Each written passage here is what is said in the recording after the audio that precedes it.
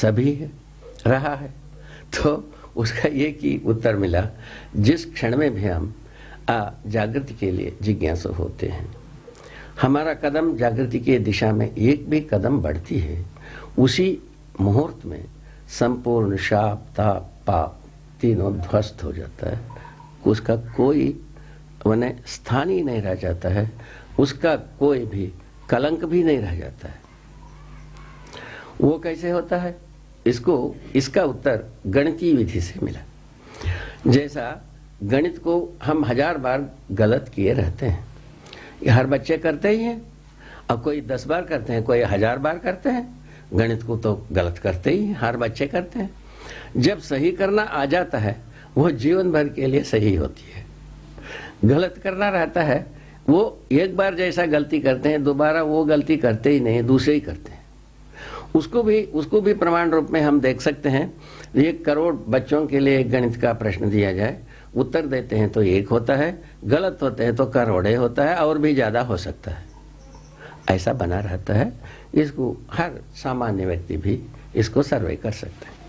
इस ढंग से हम और एक सूत्र पा गए, हम मानव सही में एक हैं, गलती में अनेक। कितना छोटी सी बात है। इसको तो हर व्यक्ति पाई जा सकता था महाराज, वो किए नहीं, उस वक्त परिश्रम नहीं किए।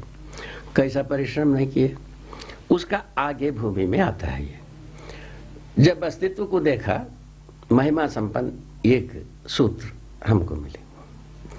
क्या मिली भाई? अस्तित्व में 2 ही प्रजाति की वस्तु है, एक एक के रूप में हम गिन सकते हैं। एक ऐसा बहुत बड़ा राशि है, दूसरा सर्वत्र एक सा फैला हुआ एक वस्तु है, इसको हर व्यक्ति एक क्षण में समझ सकता है। ये वस्तु एक वस्तु के अंदर घुला हुआ, डूबा हुआ, घिरा हुआ, भिगा हुआ देखा गया। एक एक के रूप में जितने भी वस्तु है, इसका नाम प्रकृति कहा जा सकता है, या और कोई नाम रख लो, क्या बुरा है इसमें?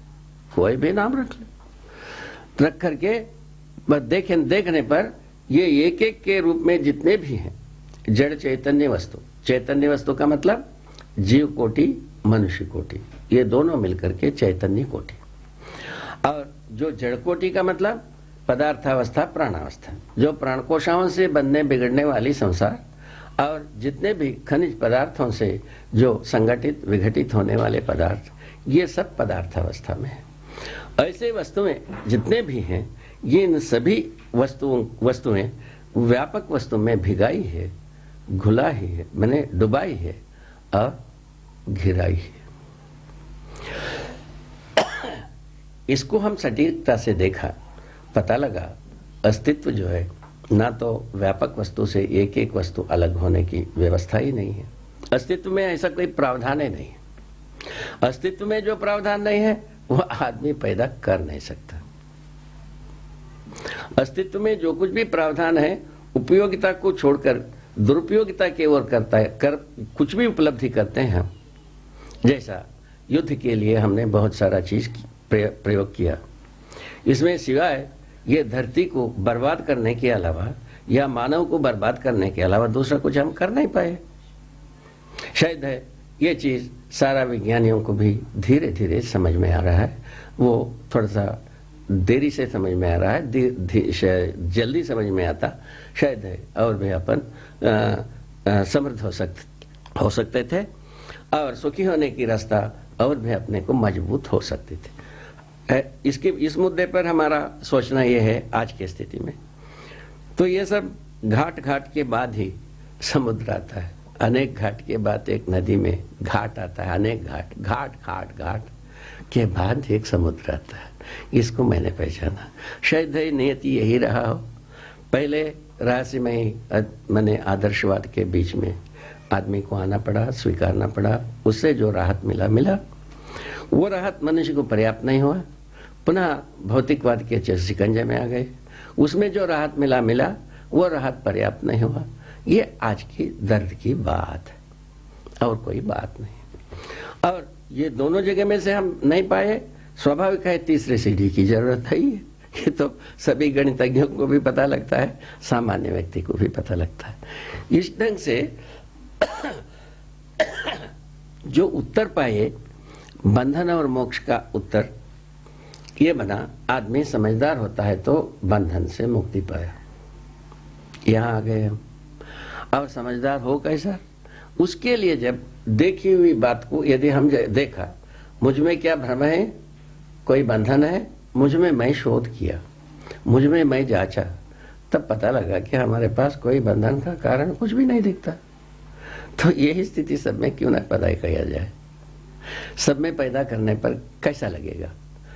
तब ये पहले जैसा आपको सुनाया, भूमि स्वर्ग हो जाएगी, मनुष्य देवता हो जाएंगे, सभी धर्म सफल हो जाएगा, नित्य शुभ ही शुभ होगा, परंपरा के रूप में ही नित्य शुभ होगा। इस जगह में हम पहुंचे। इसमें हम अपने को फिर जांचने लगे, क्या हम ये सब संप्रेषित कर पाएंगे? संप्रेषित करना संभव है या संप्रेषणा लोगों के लिए जरूरत है? ये सब उसके बाद शुरू हुए। तो मुख्य मुद्दा, मुख्य घाट, और जो मैं अपने में आश्वस्त हुआ, तो एक तरफ राज्य संविधान में मानवीय आचरण रूपी, मानवीय आचार संहिता रूपी चीज को समावेश कर सकते हैं, जिससे मानवीय राष्ट्रीय चरित्र प्रमाणित होगी। एक तो इस जगह में हम निश्चित हो, निश्चिंत हो, मैं स्वयं पारंगत हूं और प्रमाण भी हूं। तीनों चीज हमारे पास अधिकार में है। ठीक है। दूसरे ओर समझदारी, अस्तित्व समझ में आ जाए, मुझको समझ में आया है, आपको समझा देंगे। और जीवन समझ में आ जाए, मुझको समझ में आया है और आपको समझा देंगे। मानवीयता पूर्णाचरण मुझको समझ में आया है, आपको समझा देंगे। ये तीनों तथ्य यदि समझ में आता है, हम मने समझदार हुए। समझदार होने पर क्या हो गया भाई? समझदार होने से बंधन से मुक्त हो गए। क्या बंधन? भ्रम से, भ्रम रूपी बंधन से मुक्त हुए। पहले बुजुर्गों ने हमको क्या बताया?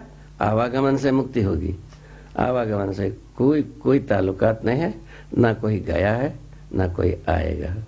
जो है सब कोई अस्तित्व में है।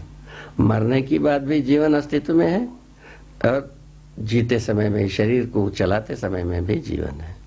और ये कोयला, वो खाक होने की बाद भी वो रहता ही है विभिन्न स्वरूपों में। ये लोहा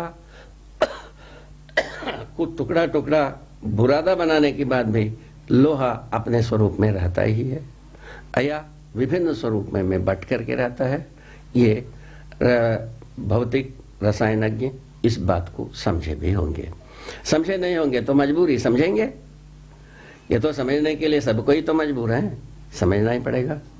इस ढंग से समझदारी समझ में आता है। मूलतः वस्तु का नाश नहीं होता है, ये मुझको पूरा समझ में आया है। उसी आधार पर मैं ये मंगल कामना की है कि भूमि यदि स्वस्थ रहेगी, मानव जागृत परंपरा के रूप में जी सकता है। यही स्वर्ग होने, नित्य मंगल होने का आधार है।